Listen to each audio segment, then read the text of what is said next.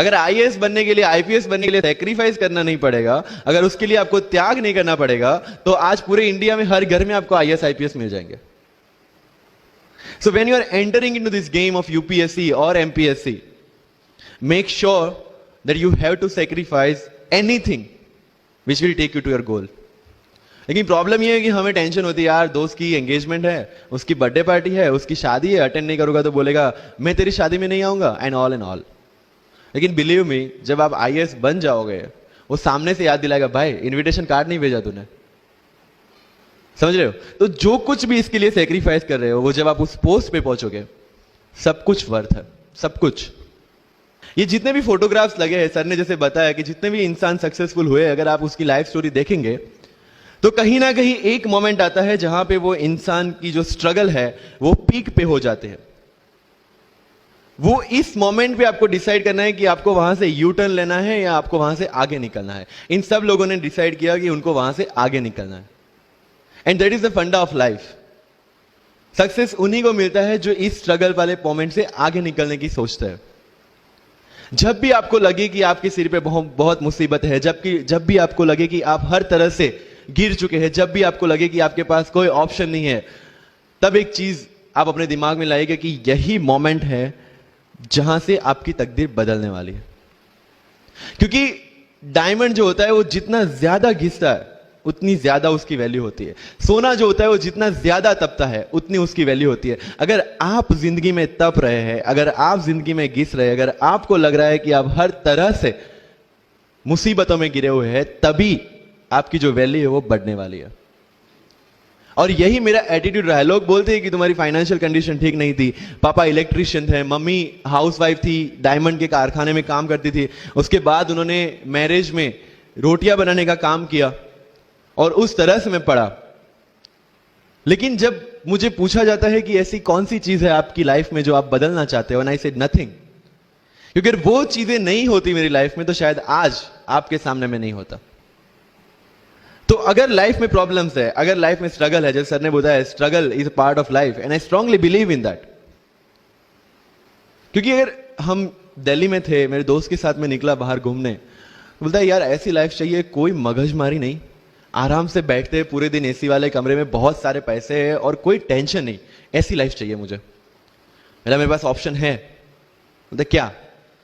बोला देख सामने एटीएम का रूम दिख रहा है, एसी वाला कमरा है, बहुत सारे पैसे, कोई मगजमारी नहीं, जॉब ले ले. क्यों आईएएस आईपीएस में दिमाग खराब कर रहा है? अगर स्ट्रगल नहीं चाहिए तो you have to compromise with that life.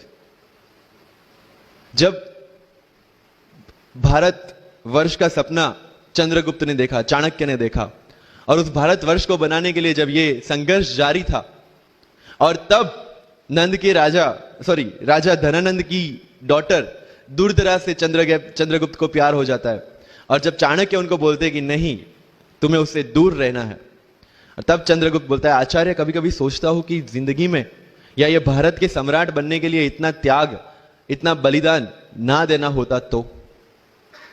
और तब चाणक्य रिप्लाई करते हैं तो हर कोई भारत का सम्राट होता. This is the fundamental rule of life. UPSC सिर्फ आपका नॉलेज चेक नहीं करता. Make it very clear in your mind. जैसे सर ने बोला, it's a game of wisdom. आपको पहले ऑफिसर बनना पड़ेगा यहां से. यूपीएससी का काम तो सिर्फ थप्पा लगाना है कि हाँ ये ऑफिसर बन गया. जितने भी आईएएस आईपीएस ऑफिसर्स को आप मिलोगे, you will realize this thing कि ऑफिसर वाली क्वालिटीज इसमें पहले से है. आप जब प्रिपरेशन स्टार्ट करते हैं तभी से समझ लीजिए कि आपकी आईएएस और आईपीएस की ट्रेनिंग भी स्टार्ट हो गई. बिकॉज जो क्वालिटीज आपको चाहिए as an officer, as an IAS, as an IPS, क्या क्वालिटीज चाहिए? फर्स्ट ऑफ ऑल कॉन्फिडेंस, कि जब आप उस सीट पे बैठते हैं, आपके सामने कोई भी क्वेश्चन आएगा, you will be able to handle the issue. ये कॉन्फिडेंस लेके आपको उस सीट पे बैठना है. यही कॉन्फिडेंस चाहिए when you start the preparation. Decision making, अगर हर एक टॉपिक पे आप हर एक कोई को पूछने जाते हैं भाई इसमें कौन सी बुक पढ़ूं, इसमें क्या पढ़ूं, इसमें क्या करूं, then you are not suitable for this exam. आज मेरे पास काफी मैसेजेस आते हैं, sir please give me your strategy. I am sure आप में से काफी लोगों ने किसी टॉपर्स को पूछा होगा please share your strategy. Why? हर एक की स्ट्रेटजी अपनी खुद की होती है. अगर आज 990 लोग यूपीएससी में सिलेक्ट हुए तो you will get 990 strategies.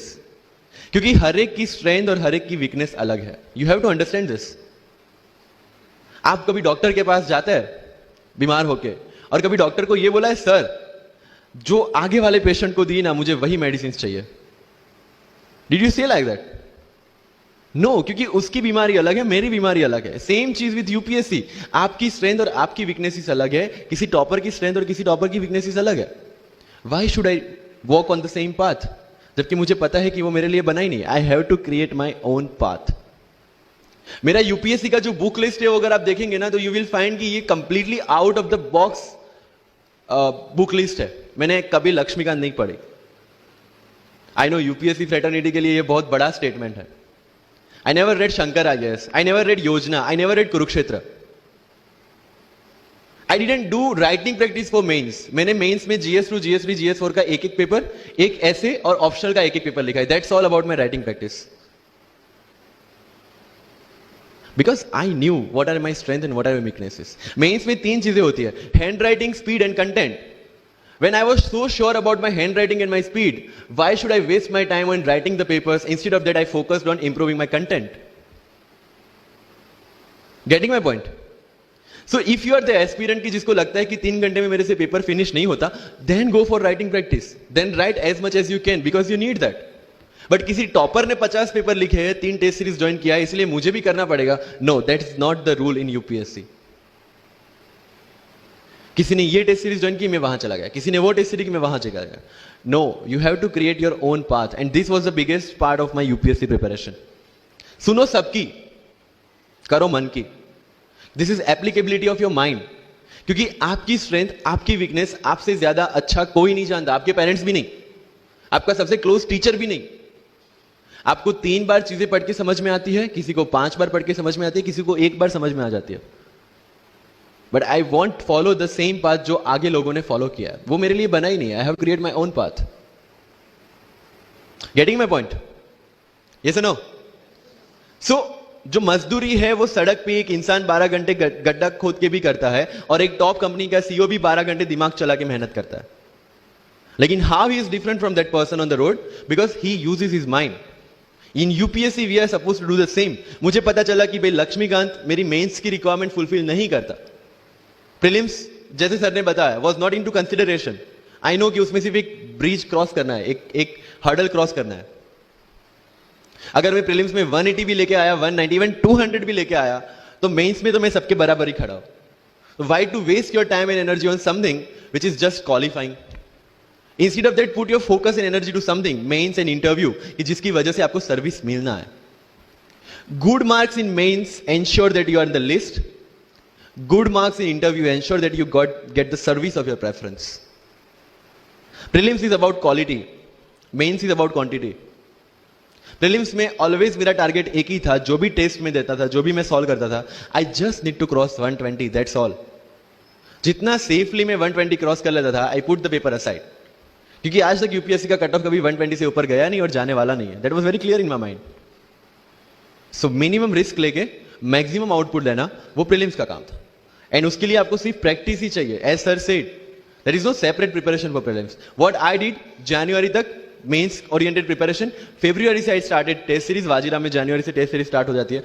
I started test series, I started revising the things and then prelims आ गया, दे दिया, खत्म. सो मेरा स्ट्रिक्टली एक ही चीज आपको कहना है कि अगर आपका प्रीलिम्स जून में है तो मिड ऑफ मई तक सारी टेस्ट सीरीज खत्म कीजिए.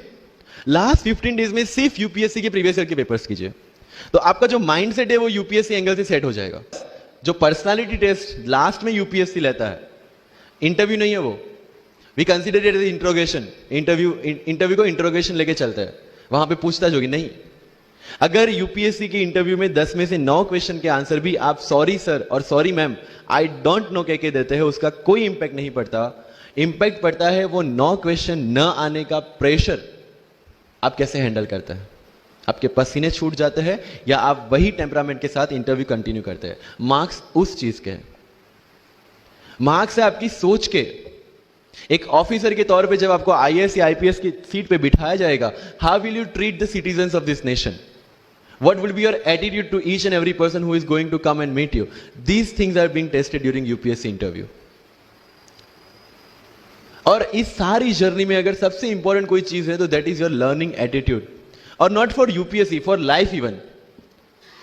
Because when I am speaking in front of you in Hindi and English, to be very clear, I belong to rural background of Gujarat, और मेरा स्टडी जो हुआ है वो पूरा गुजराती मीडियम में हुआ है, गवर्नमेंट स्कूल में. 12th तक का स्टडी मेरा गवर्नमेंट स्कूल में हुआ है, गुजराती बोर्ड में, गुजराती मीडियम में. And yet I can give my UPSC interview in English in Delhi and score such marks. Where did it come from? कहां से आता है ये? मुझे अभी भी याद है, मेरा college national institute of technology Surat था, जहां पे मेरे साथ जो पढ़ने वाले बच्चे थे वो सारे सीबीएसई आईसीएसई वाले थे, और मैं एज ए एलियन वहां पे पहुंचा था, क्योंकि तब मुझे पता चला कि मैकडी जैसा भी कुछ है और उसमें बर्गर जैसा भी कुछ मिलता है. That was my first exposure to any metro city. And जब मैं उनसे इंटरेक्शन करता था और इंग्लिश बोलने की ट्राई करता था, तो जैसे संजू मूवी में इंग्लिश दिखाया गया है गुजरातियों का, जो जीरो को जीरो बोलते हैं, उसी तरह I was also like that. Mother tongue influence आ जाता है, it's very obvious. So I use to speak notes and not notes, और डोर एंड नॉट डोर, और don't and not don't. So they used to make fun of me. Safin, it's not don't, it's don't. Okay, fine. I had two options. Either I stop speaking English with them or improve on that and go ahead. I decided the second option. When I started my preparation of civil services, जो English medium में करनी थी, वाजीराम में मैंने coaching किया, जहां पे पूरा इंग्लिश मीडियम में था, सारे सब्जेक्ट्स मेरे लिए नए थे. I started from the scratch. I started from the English medium NCERT of standard 5 and 6, Gujarati dictionary, Gujarati to English dictionary, and then I started my preparation. कभी कभी ऐसा होता था कि द हिंदू का पूरा एडिटोरियल पढ़ लिया और उसके बाद आई वाज लाइक कि मैंने क्या पढ़ा. ये होगा, सबके साथ होगा. बट उस जगह अगर आप टिक गए, उस जगह अगर आपने पेशेंस रखा, उस जगह आपने अगर सर्वाइव कर दिया, तो इस एग्जाम में भी सर्वाइव कर जाओगे. क्योंकि यूपीएससी की जो रेस है उसमें कभी भी कछुआ, कभी भी खरगोश नहीं जीतेगा. इसमें जीतने वाला ऑलवेज कछुआ ही होगा, जो स्लो बट स्टेडी रहेगा. लग जाते हैं 5 साल भी लग जाते हैं, 7 साल भी लग जाते हैं, 9 साल भी लगे हैं लोगों को एग्जाम क्लियर करने के लिए. लेकिन बिलीव में जब रिजल्ट आएगा ना, तो वो सारा सेक्रीफाइस आपको वर्थ लगेगा. आप पढ़िए लोगों के इंटरव्यूज. मैंने क्या किया कॉलेज के 4 साल में? I went through each and every interview of UPSC toppers on YouTube. Ira Singhal से लेकर टीना डाबी मैम तक सबके इंटरव्यूज मैंने देखे. For what? Just to know कि उन्होंने ऐसी कौन सी गलतियां की थी जिससे इनको इतना टाइम लग गया, और मुझे कौन सी गलतियां रिपीट नहीं करनी है. क्योंकि चाणक्य ने कहा है कि दूसरों के एक्सपीरियंस से जो सीखते हैं ना, वो जल्दी आगे आ जाता है. क्योंकि खुद सब कुछ अनुभव करके सीखने के लिए जिंदगी काफी छोटी है. I did the same. 4 साल में हर एक टॉपर का इंटरव्यू देख लिया, चीजें समझ ली कि ऐसी कौन सी चीजें जो इन सब ने की है, और ऐसी कौन सी चीजें हैं जो गलतियां हैं जो इन्होंने की और जो मुझे रिपीट नहीं करनी है. सो जब युद्ध के मैदान में हम उतरते हैं, इस चक्रव्यूह में उतरते हैं, तो अभिमन्यु की तरह नहीं, अर्जुन की प्रिपरेशन के साथ उतरना है कि हमें पता होना चाहिए कि इससे बाहर कैसे निकले. I did the same.